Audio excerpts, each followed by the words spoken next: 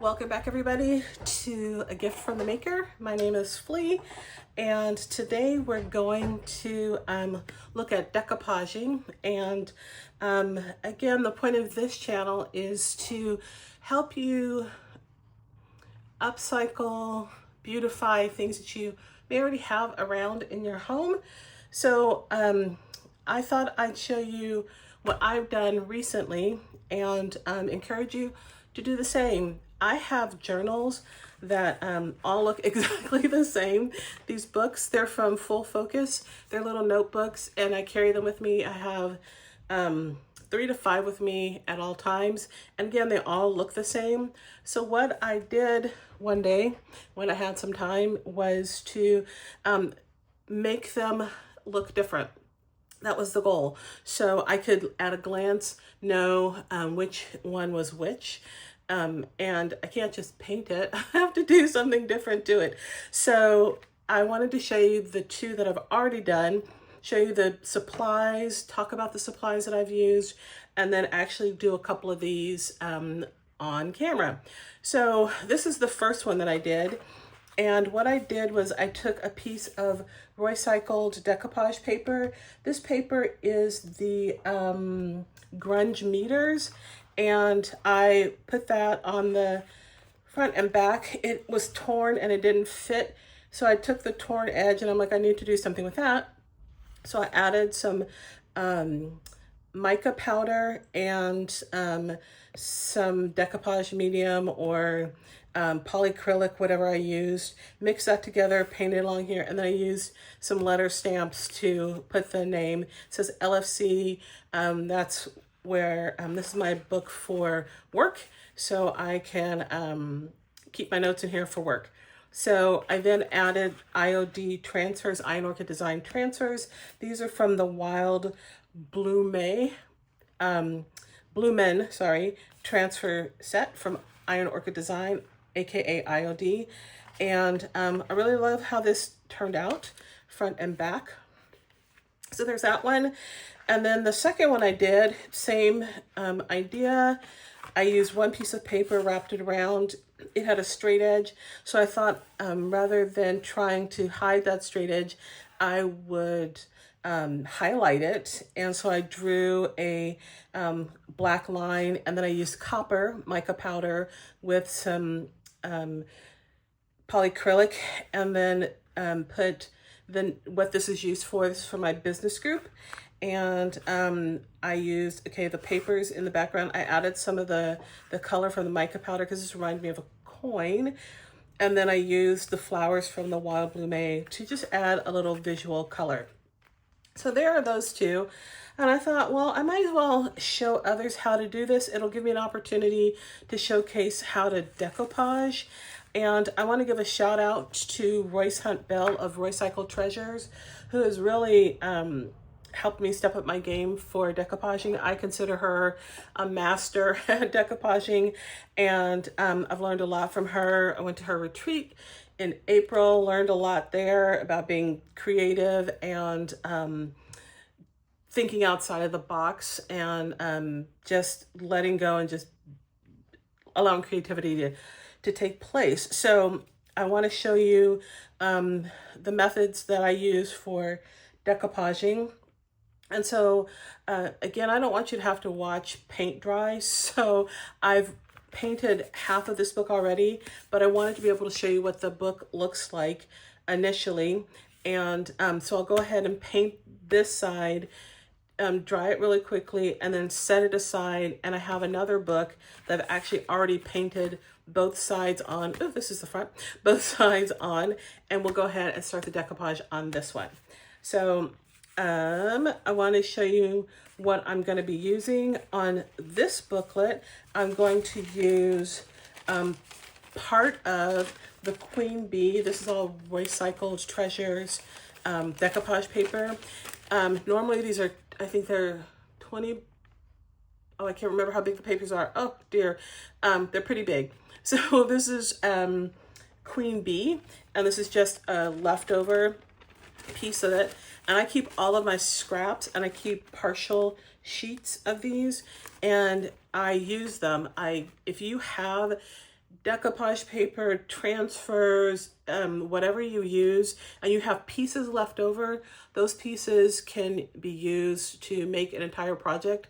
And I think I can show you a project that I did, maybe in a subsequent video, a project that I did just using all scraps from IOD transfers. This transfer, again, is from the Wild Bloemen, Bloemen is how it's spelled. How it's pronounced, I'm making that up.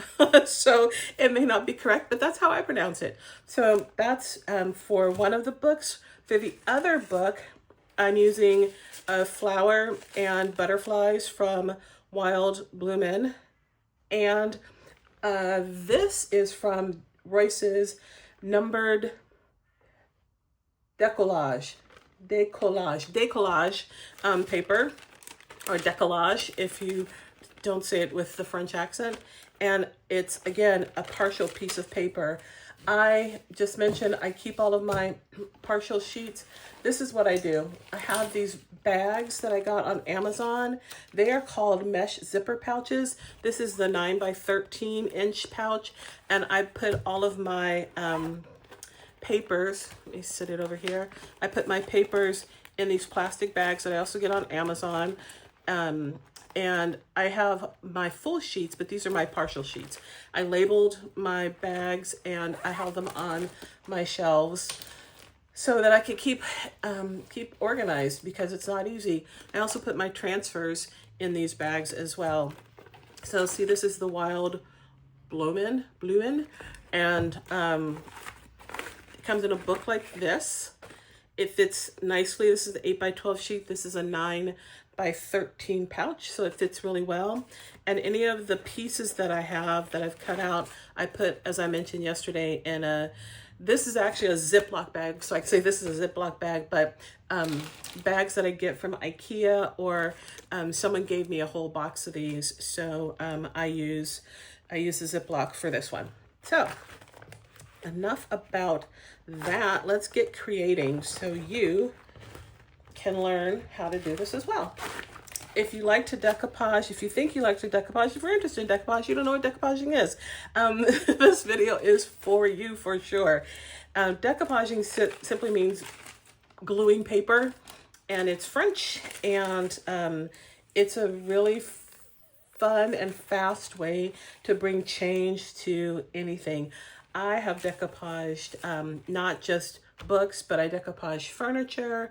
I decoupaged a lot of different things. I have a pen box sitting on my desk here that I've decoupaged. I use napkins. I use this paper. Royce's paper is my paper of choice.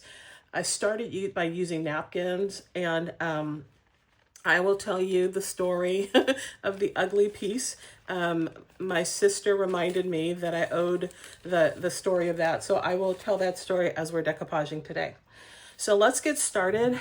I am using Annie Sloan's Old White. This is my favorite paint. I use Annie Sloan paint and Debbie's DIY paint, and I like them the best. I've tried a lot of different paints, but this is my preference. You don't have to use this paint.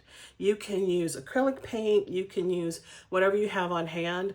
I happen to have this. I have this, and I use it all the time, so this is my paint.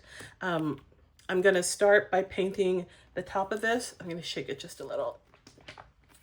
And I have to be careful shaking it because I've shaken stuff and gotten it all over, all over everything. So I put it on my silicone mat. This is just a baking mat. It has measurements or whatever. I like it because it's large.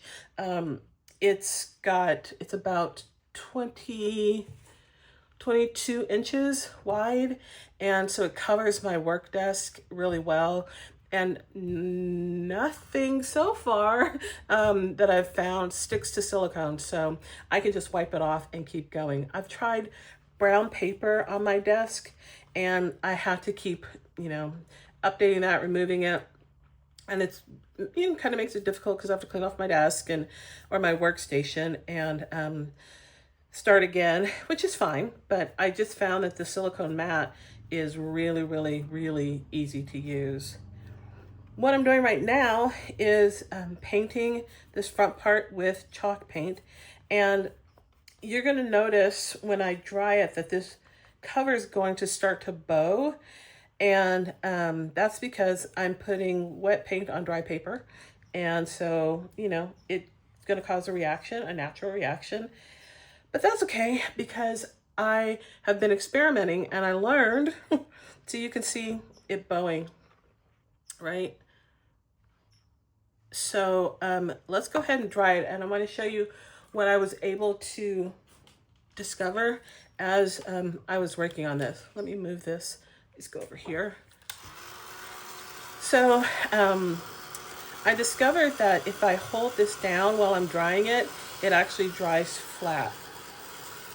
While I'm drying it, I will tell you the story of my first project, which was super ugly. I did, and it's how I got into decoupaging and crafting and artistry and all kinds of stuff. It was the first step in all of this. My friend Kelly, who I don't think she would mind me calling her out, my friend Kelly and her husband Ben used to, or they give Easter baskets to their entire neighborhood. They've been doing it for years and years and years and years. And one Easter, I decided I wanted to give her an Easter basket because I thought it would be kind of nice because they do so much for so many people. So I was looking for a project. I wanted to do something different, not just an Easter basket, but I wanted to create something. And I don't know why I came up with that idea, but I wanted to create something to give to them and to her. And so I went to Joann's. Yes, that Joann's that no longer exists, that just went out of business. I went to Joann's and they had a section in their paint section. They had papers that you could take and it would teach you how to do different things, instructional papers. And so I took one and it was how to decoupage on a terracotta pot. So I'll continue with that in a minute. So while I've dried this, I've painted it and I've dried it, and I'm gonna set this apart, let it cool, let it really, really dry, and I'm gonna start on the one that I had already completely painted.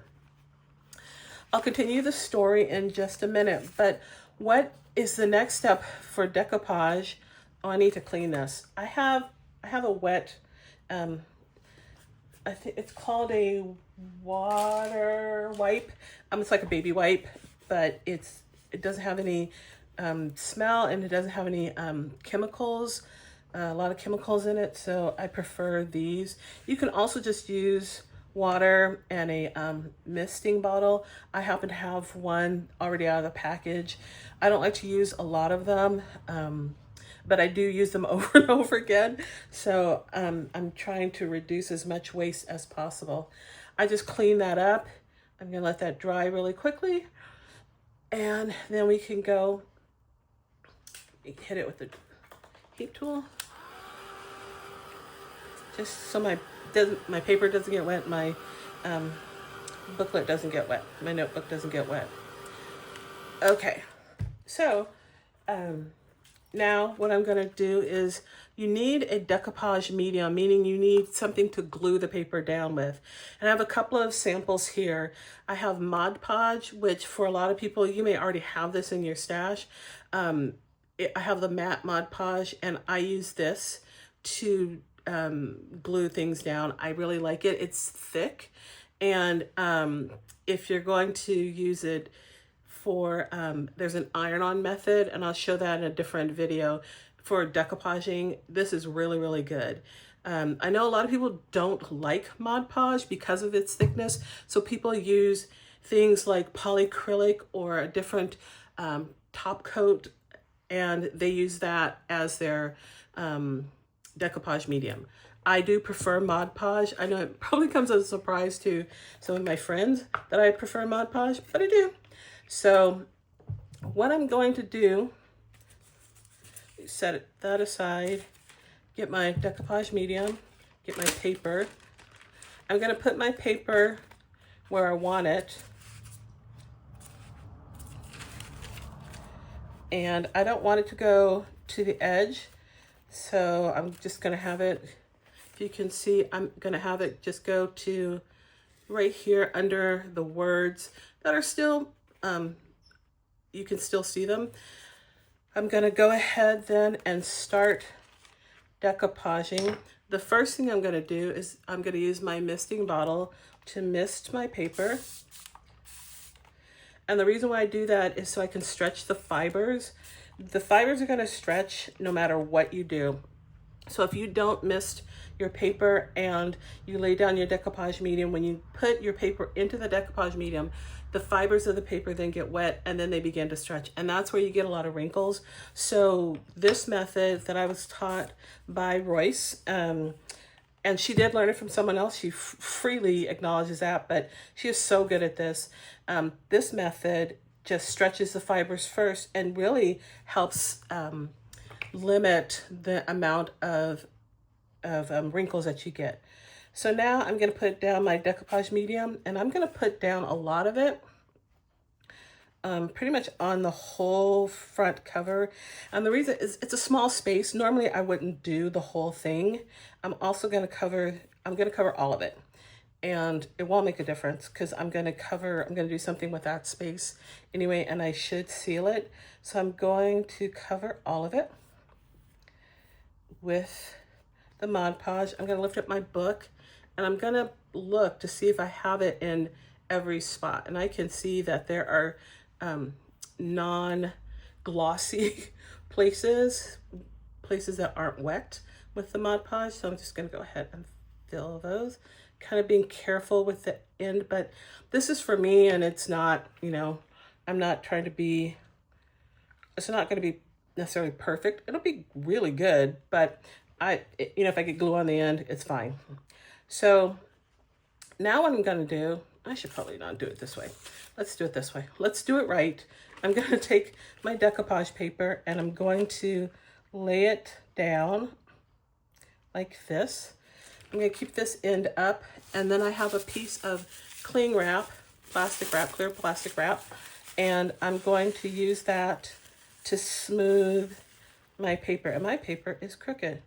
So what's nice about this paper is not, it's not a napkin. I wouldn't be able to lift this up if it was a napkin. This is 18-pound tissue paper that Royce uses to make her decoupage paper with, and that allows me to adjust and not tear my paper. I use the clear wrap to press it down. Royce is talented enough to use her hands, and she uses it so lightly, and every time I try to emulate that, I tear my paper because I press too hard. So so you don't have to see me cry on camera. I'm going to not even try that. This area is not sticking, so I'm just going to add a little more Mod Podge to it, and then flip it over again and press it down. I go from the center out. That way I smooth out any wrinkles that may potentially be there. And if I lift this up, you can see it's absolutely wrinkle free. I'm turning it a lot of different ways so you can see that there are no wrinkles in the paper. So I'm going to then add a coat. Oops, I gotta get a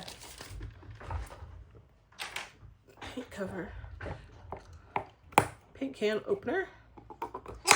I will put this on as my top coat. I need a cleanish brush. It's a cleanish brush. And I'm just gonna add this as my top coat.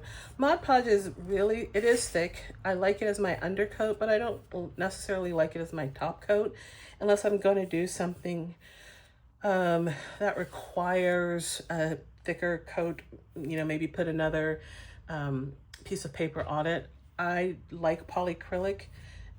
It's readily available. I don't have to special order it. I can go to my local hardware store and get it, and have it available at all times. So I use that as my top coat, and now I'm going to dry it, and I can see, let me not mix my brushes. I can see, but I not get that. So if wrinkles show up as you're drying, don't freak out because don't try and smooth them out. Just let the paper do what it's doing, and those wrinkles will disappear. They will go away. Again, the paper is reacting to being wet and then being re-wet. So I don't have any wrinkles on this side.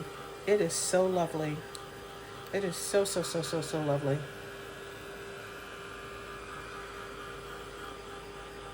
I'm drying this so I can do the other side, the second side for you. And then I'll go to the next one and we'll walk through that one. Yeah. Okay. So that's dry. Let's go to the second side.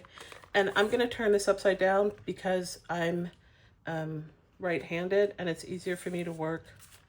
Is that right? I keep flipping it back and forth. We'll see.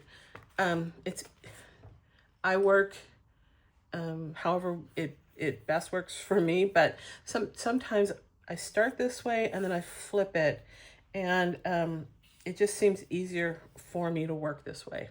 So find your own stride, your own groove, do it your way.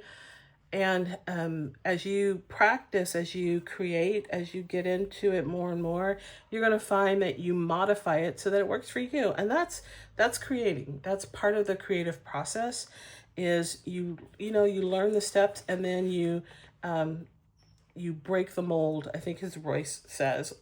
You may be wondering why I'm quoting Royce or talking about Royce a lot. Again, Royce has been the biggest influence in my creative life in the decoupage space.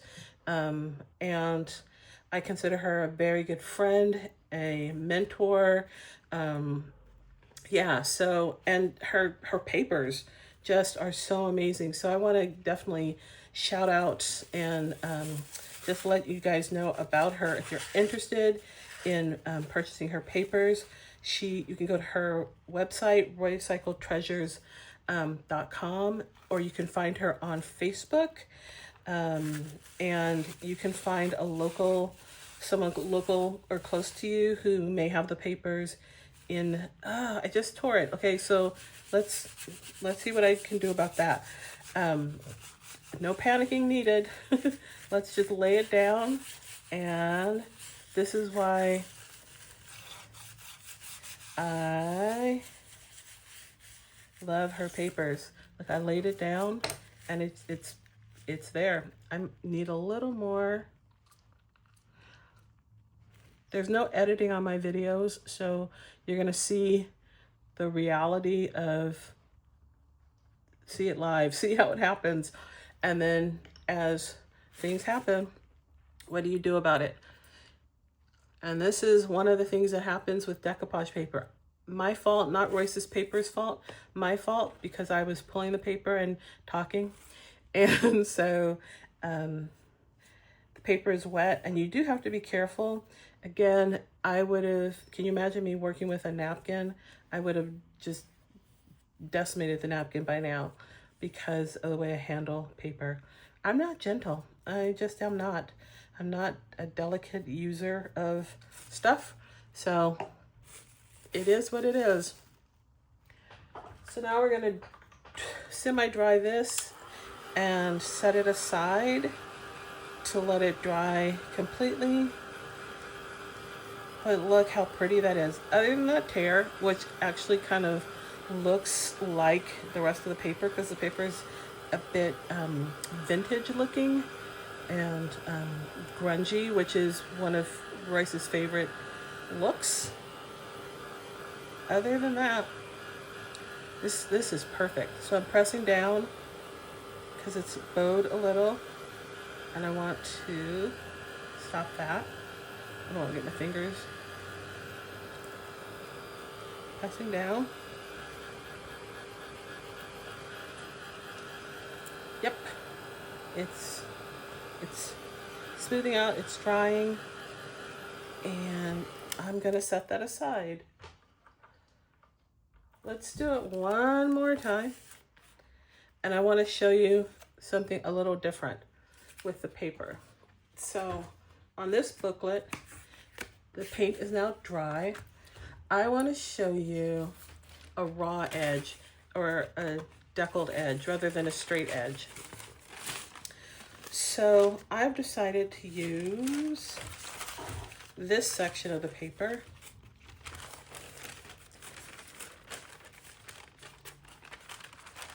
I really like, there you go. I really like this. And I like on the back, the flower will be on the back. So, but I don't want a straight edge. So I'm going to take my scissors.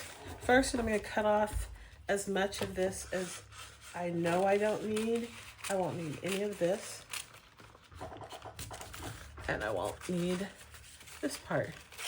So let's cut that. This will go back into my partial sheets pouch. It may go into scraps, I don't know. But look at this. I still have that piece to use, which I think is beautiful. I have a great leaf and all of this typography. Yeah, typography. But I don't want, like I said, I don't want this edge to be straight. I had a straight edge on this one, but I don't want a straight edge on this one. So what I'm gonna do, I have a water pen that I'm using, but you can also use a paintbrush. Oh, I can use this one. You can use a paintbrush to do this, and you dip it in water.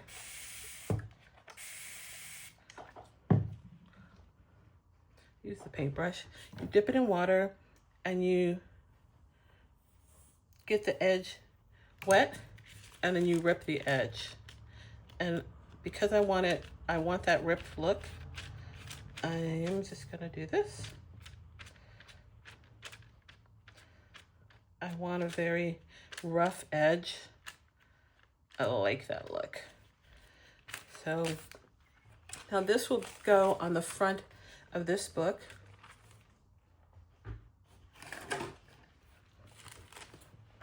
Sop up that water so I don't get my stuff wet. Put my scissors away so I don't step myself. Like that. You can also buy these water pens on Amazon, and you just fill them with water. They're brush pens, water brush pens, and you squeeze and it does the same thing. Again, my goal is to make this available, this type of stuff available, accessible to everyone. So you don't have to buy anything special. You can use your paintbrush to get the same effect. And now we're gonna do the same thing we did before using our Mod Podge, M-O-D, P-O-D-G-E. A lot of times people pronounce it Mod Podge, and it's so easy to do, but it's Mod Podge. And it's the Decoupage medium that I'm using to put this paper down. So back to my story. So I get the instructions. I buy a terracotta pot. It also requires that you buy paint and a napkin of your choice, and that was what I was going to decoupage. So it's my first introduction to decoupaging. That is what you're going to put on the terracotta pot.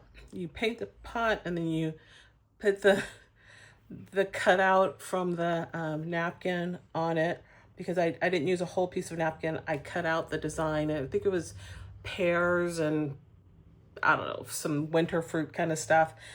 And the pot was creamy, yeah, whatever it was. And I gave that to Kelly for her Easter basket, and I'd put delicious chocolate in it and all kinds of stuff, and gave it to her. And that was the beginning of everything. Well, fast forward, 20 years. I've been giving Kelly Easter baskets for 20 some odd years, I figure. And we were talking and I'm like, can you send me pictures of everything that I've given you? I'm like, I bet you don't have that pot. And the look on her face, I was like, yeah, no, I don't have that. It's pretty funny. Like, I don't blame you. It was hideous. So I have pictures of almost everything I've done for her except the horrific pot. And I'm okay with that. And it was her gift, and that she chose not to display it or keep it makes complete sense to me. I did not like it. So now I'm gonna lay down my paper. I think I need to do it this way. I can't work on this side. It's so funny. I need to be able to see this way. So give me a second.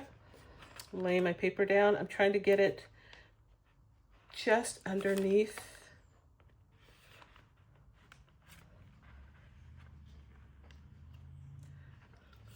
Check my sheet. There we go. Looks good. Let me turn it around so you can see it. And let me press the rest of this down. So the water turns the paper transparent, and it can show what's underneath. You can layer paper. Layering paper is a way to do decoupage as well. You can put more than one sheet on it. So yeah, anyway, this is, look how pretty that is. And the reason, oh, I didn't say this, the reason why you put white underneath it, and most of the time when you're decoupaging, you put white underneath it, and that makes the design stand out. Most people say it makes the design pop, but the designs stand out rather than it getting lost, because the paper is white itself, and it's in the background of all of the papers that you use. So dark, and when you paint it, you see that it becomes transparent. Dark colors will mute this, and you can definitely put color underneath this, but if you're just decoupaging and you're not like looking to add color, white paint is the best. It helps your paper disappear. So that's the beginning of this one, which goes super fast when you as you practice this. It becomes, you know, almost second nature. You do have to pay attention. As you saw, I ripped that one because I wasn't paying attention, and I was manhandling or woman handling or rough handling my paper. And it is paper, so it will tear when wet, especially when wet.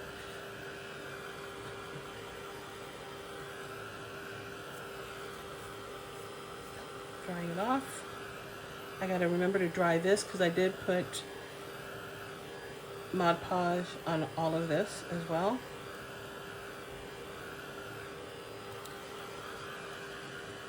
Drying it all off so that my paper doesn't get pulled. Now I'm going to, before I flip it over, I'm going to go ahead and spray mist the rest of my paper. And now I'm going to turn it over.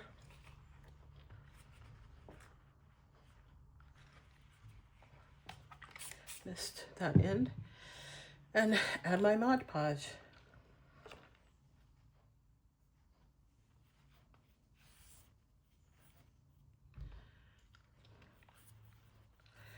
And I enjoy doing this. It's a quick, simple, but impactful way to add color and beauty to just kind of plain, ordinary things. If you don't have a paper book, or you didn't want to paint directly onto your book, you can wrap your books in, say, craft paper, brown craft paper, and paint that white, and then add decoupage paper. So you can make your own book covers as well with this, using this method. So, whoops. Okay, if you lay it down, I'm having a hard time with this second side. I swear I didn't struggle this much the first time. Let me slide it back into view. Let's see if this works from top to bottom. There we go. Much better. Okay, let me lift this part up. Okay. If you hear any noise in the background, my husband and sister-in-law are in the garden looking at vegetables, and they're right outside my window. So hopefully it won't be too loud for you.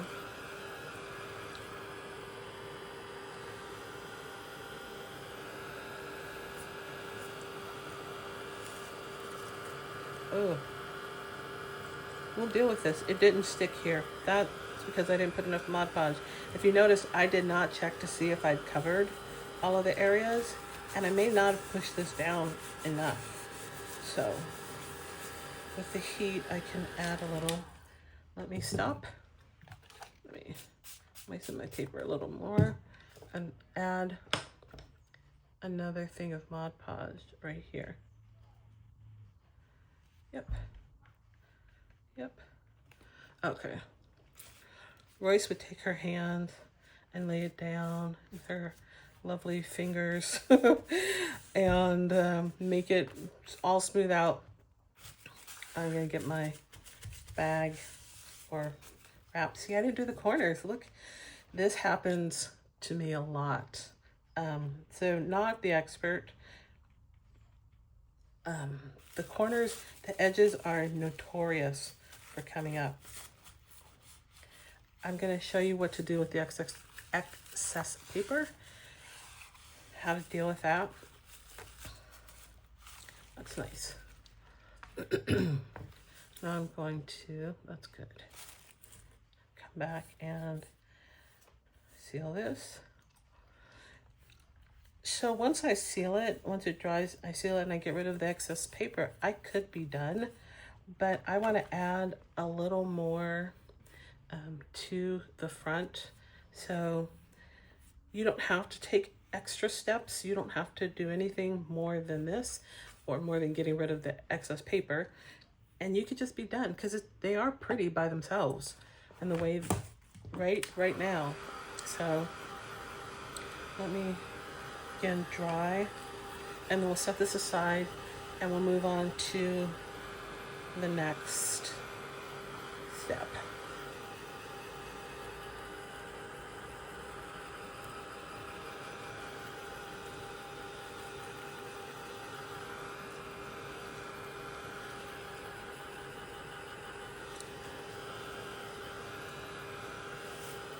Let me know in the comments if you've decoupaged before and whether or not you've had success. If you've had success, what do you think was the best process that you used, or the best thing in your process that made it a success? If you didn't have any success, what do you think? What were your challenges? What are the things that went wrong? Well, let's address those. All right. So there is the second one with the deckled edge, the rough edge, the torn edge. And we're going to put that aside, let it dry a little more, and deal with the first one. So this one is really dry, and we sealed it. And now we need to get rid of the excess paper. And for that, I just use 220 sandpaper. It's the same sandpaper that I use on my orbital sander. I have a bunch of sheets. I'm going to be putting on a dust mask. It's an N95 dust mask. I'm going to put that on because particles are released as you sand. So it's just a form of protection. I know a lot of people don't do that, but I find it very helpful. and I think it's necessary to use the proper protection, personal protection equipment, PPE, as we do this work. You're working with a lot of particulates, creating a lot of particulates, so don't feel like you can't protect yourself because you see other people not doing it. I've seen people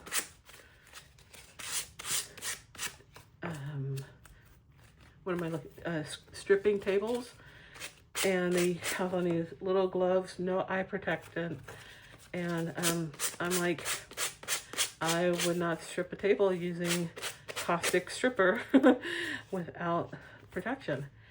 So yeah, so I just went around the edge with a 220 grit sandpaper to get rid of that. I didn't tear. I always go down to do that, and it smooths it out. And now what I do is I go around the edge and see where it didn't lay down, where I didn't have enough medium, and then I could just put medium down and lay it down. There's always going to be, it's always around the edge, and it's not a big deal. You just do this really quickly and lay it down, right?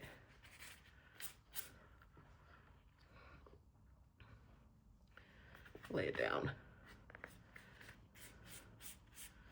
No, you're not a bad person or a terrible crafter or a terrible artist if your paper doesn't lay down or stick on the edges, or if you got, if you tear your paper, if you have creases or whatever. It happens to everybody, no matter how often you do this. So I'm gonna go ahead and take off my mask, and I'll put it to the side because I'm gonna need it again. So this is now dry, it's sealed. So I sealed this because I want to put transfers on it, and transfers won't stick to things that are wet, and they really like non-porous surfaces. They really like non-porous surfaces. So adding the polyacrylic, I've like sealed the fibers of the paper and created a non-porous surface that should allow my transfer to stick to it. So I'm gonna take, it's the IOD again, transfer. I'm gonna take a transfer stick, move that out of the picture, transfer stick. You peel, and you don't have to use IOD. There are other companies that make transfers. You can get some at Dollar Tree, Dollar General, Michael's, Hobby Lobby. There are other companies like IOD. IOD is my choice. I like their stuff. So I lay it down and I use the stick to transfer. I go over the whole thing. I should go over the whole thing. I get so impatient. I like to just go in and just get it down. So, but if I do it correctly, I go over the entire thing, and as it transfers,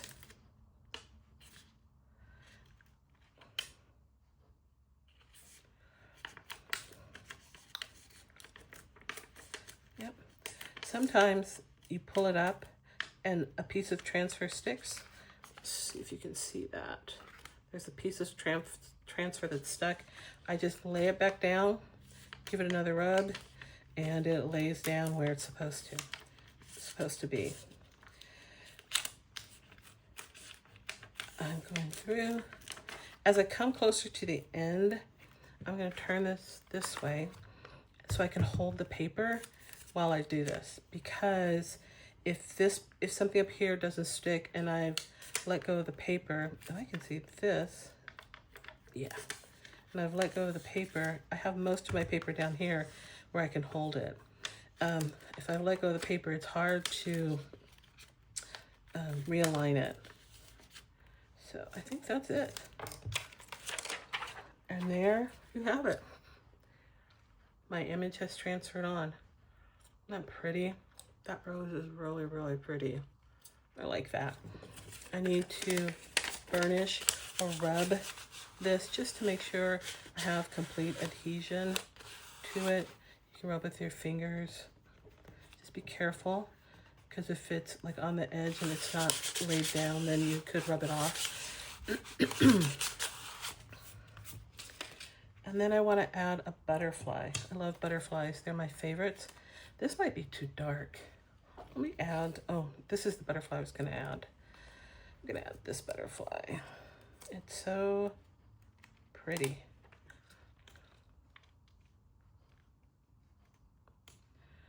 So I'm putting a butterfly there.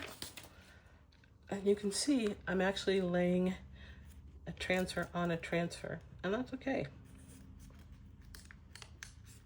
You can layer these. Like I said, I've done a whole project using just scraps of transfers, and I just layered them. It turned out so pretty. I loved the results. Put that down. Yep. And there's my butterfly. Seems like I cracked him, but that's okay.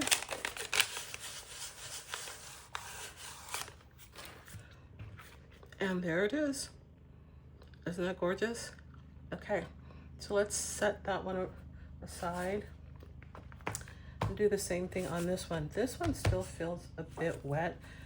I just want to make sure it's dry before we attempt to add the transfer, because the transfer won't stick on anything that's wet.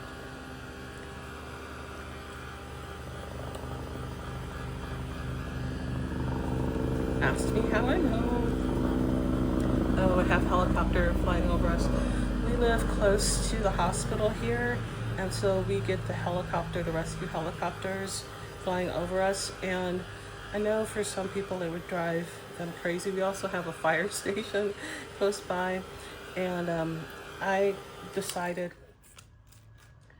when we first moved here, I would use the sound of the helicopter and the sound of the fire station doors opening to remind me to pray, or to initiate me to pray for those who need the helicopter and need the fire engines. So yeah, it's just, I don't mind it. I like having that reminder to pray for those who are in need. I've just put my mask back on because I'm going to sand the edges of my paper. And I'm going, if you notice, I'm going down and sort of at an angle. If you go up, you're going to rip the paper. So going down and at an angle, a slight angle, really helps. Down and at a slight angle. What's interesting, I found that I like the sound of sanding paper. Some of you are probably cringing. I also like the sound of ripping paper. I have creatives that I watch who do junk journals, and a lot of junk journaling involves ripping paper. Oh my goodness, I could listen to that all day long. I know, strange, but true. All right. And we're going to check for loose edges. None right there. Oh, I did really well on this one. Holy moly. Ah, there we go. A loose edge. I was going to be amazed if it were perfect. But that's okay. Makes it really, really easy. Just that one loose edge. Awesome. So now We're gonna do the same thing. I'd already sealed this. I wanna make sure I sealed it. Yes, I sealed this with my polyacrylic. I'm gonna close my Mod Podge so it doesn't dry out. And stick my brush in water. No, I'm gonna stick my brush in my plastic bag of brushes. So I have this bag, and these are all brushes with polyacrylic or Mod Podge on them and not paint. So it's going in there. And that's just to keep it wet because I'm gonna use it again. I should do that with my acrylic paint. So now I want to do the same with the transfer.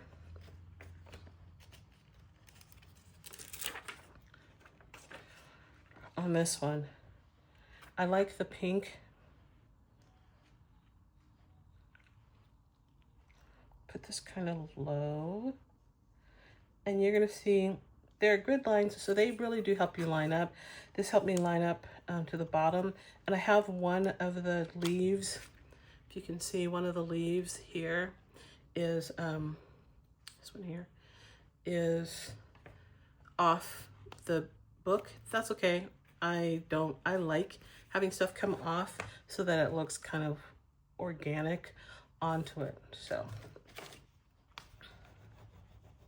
rub, rub, rub, rub, rub, rub, rub, rub, rub, rub. First rubbing to get it laid down. Find an edge that you can, look how quickly that is peeled up. Find an edge that you can use to peel up. Piece. And all I'm looking for is, as I peel up, is there anything stuck that I have to lay it down again?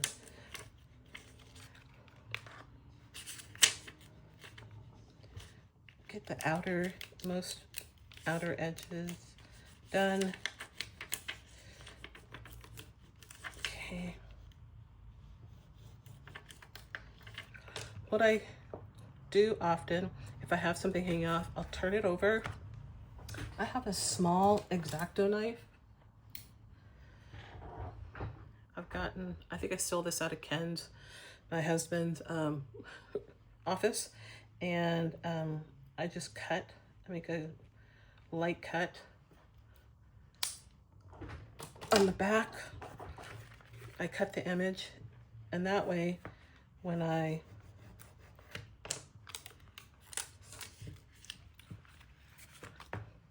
let me wipe this up because I keep sticking my arm in it.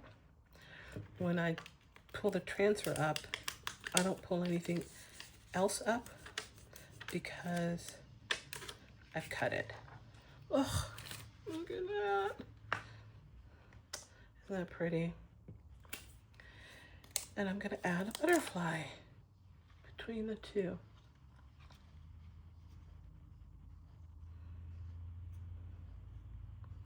I chose this butterfly because it's got some peach color in it.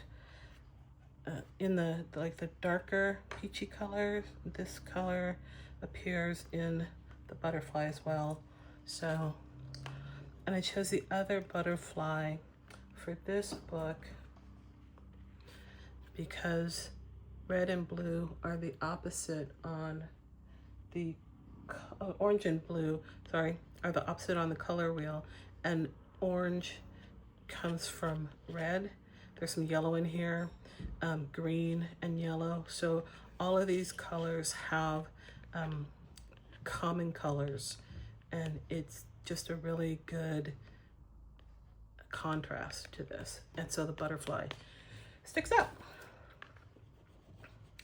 I love yellow. So this yellow butterfly in contrast, right, to the pink, because there's a lot of pink on here. And then the brown just adds a depth of color as well. I want to make sure I get the antennae. And